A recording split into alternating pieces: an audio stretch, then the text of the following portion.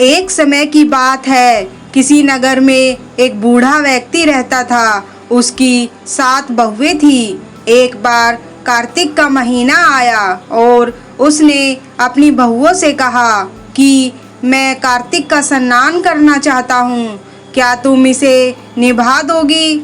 7 में से 6 बहुओं ने मना कर दिया, लेकिन सबसे बड़ी बहू ने कहा, पिताजी मैं निभा दूंगी। बूढ़ा हर रोज सुबह जल्दी उठता और नदी पर स्नान कर घर आता और गीली धोती को वह बड़ी बहू के आंगन में सुखा देता। जैसे जैसे उस गीली धोती में से पानी की बूंदें जमीन पर गिरती, वैसे ही वह हीरे मोतियों में बदल जाती।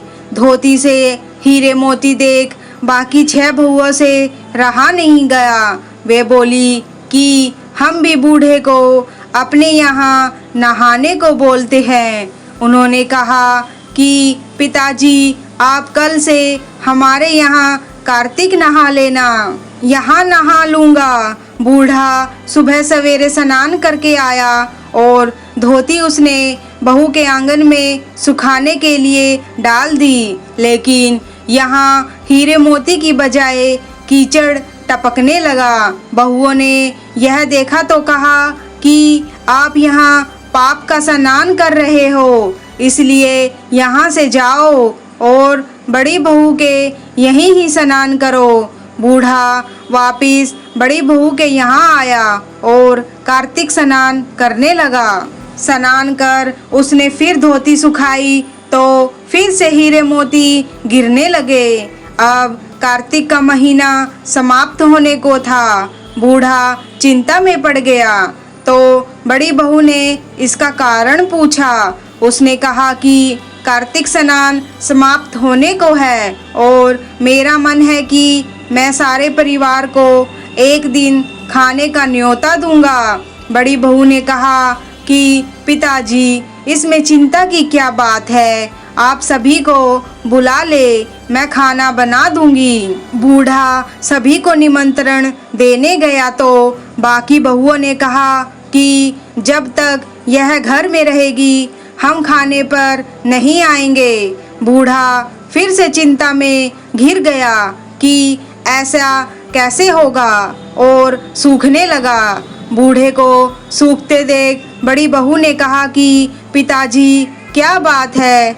बूढ़े ने 6 बहुओं वाली बात बड़ी बहू को बता दी, जिसे सुन वह बोली कि पिताजी ठीक है, मैं खाना बनाकर रख जाऊंगी। और उसने वैसा ही किया, खाना बनाकर रख दिया और अपने लिए 4 रोटी लेकर खेत पर चली गई। इधर बाकी 6 बहुओं ने खाना खा लिया, लेकिन जाने से पहले बाकी बचे खाने में कंकड़ और पत्थर डाल गई कि जब बड़ी बहू आएगी तो परेशान होगी। इधर खेत में बैठकर बड़ी बहू कहने लगी कि राम जी की चिड़िया, राम जी का खेत, चुग लो चिड़िया भर भर पेट। मेरे ससुर ने घर में जगह दी है और मैंने खेत में। चिड़ियों को बाजरा डालकर वह घर आ गई। घर आई तो बूढ़ा फिर उदास बैठा था। उसने फिर पूछा कि पिताजी यह उदासी क्यों? सब ठीक ठाक निपट गया ना?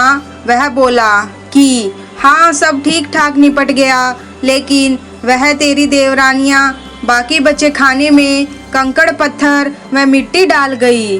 बहू ने कहा कोई बात नहीं पिताजी, मैं अपने लिए 4 रोटी फिर बना लूँगी।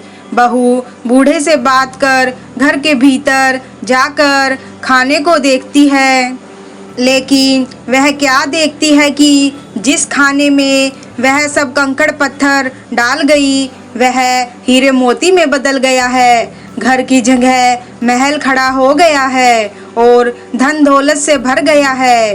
अन्न के भंडार घर में भरे पड़े हैं। वह बूढ़े को बुलाकर कहती है कि पिताजी आपने तो कहा था कि मेरे लिए कुछ भी नहीं बचा है, लेकिन यहाँ तो हीरे मोती के भंडार हो गए हैं।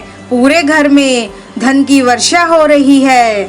साधारण सा घर महल में बदल गया है। बूढ़ा सब चीजें देखकर बोला कि बेटी, तुमने सच्चे मन से कार्तिक स्नान निभाया था, लेकिन बाकी बहू ने पापी मन से इसे किया था, इसलिए भगवान तुझसे प्रसन्न हुए और उसका यह फल दिया है। दोस्तों, आशा करते हैं आपको हमारी आज की कहानी अच्छी लगी होगी। धन्यवाद।